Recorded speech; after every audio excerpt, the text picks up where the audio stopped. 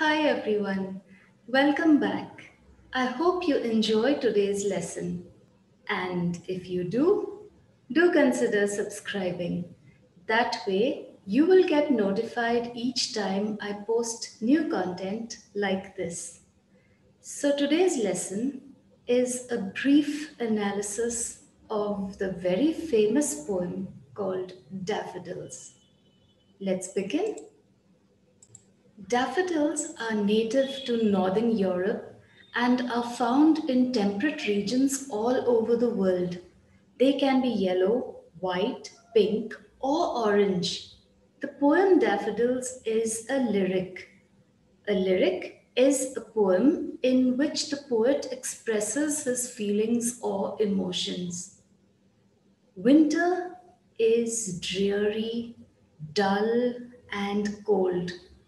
So when Wordsworth was walking along with his sister along Glencoyne Bay on a stormy day in spring and saw lines of daffodils, he was inspired to write this poem.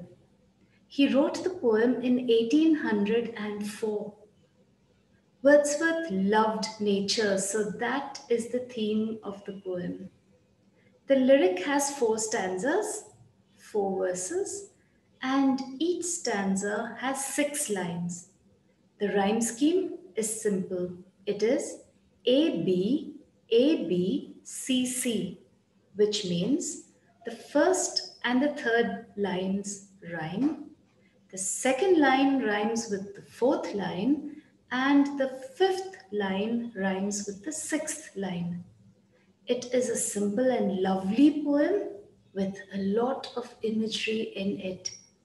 It also has a lot of figurative language. Since Wordsworth lived during the era of the French Revolution, he was depressed by the occurrences at that time. The simple sight of the yellow daffodils delighted him so much that they stuck in his memory and he remembered them when he was lonely and pensive. They cheered him up. The poet has used figures of speech like hyperbole and personification in his poem. 10,000 saw I at a glance. Now that's not really possible, is it? He did not count them. He did not know they were 10,000. So that is where he uses hyperbole. Hyperbole is an exaggerated statement. 10,000 saw I at a glance. Then he also uses personification in his poem. For example, the words tossing and dancing. He makes it appear that the daffodils are tossing and dancing, which they cannot do. Only people do that. So it has the quality of a person, and that is called personification. They flash upon that inward eye. Flash refers to an ocular spectrum wherein a feeling and impression is made on the imagination. It was famous during that time, and hence Wordsworth must have chosen to use those words. It's an interesting poem, a beautiful poem, and worth reading and memorizing.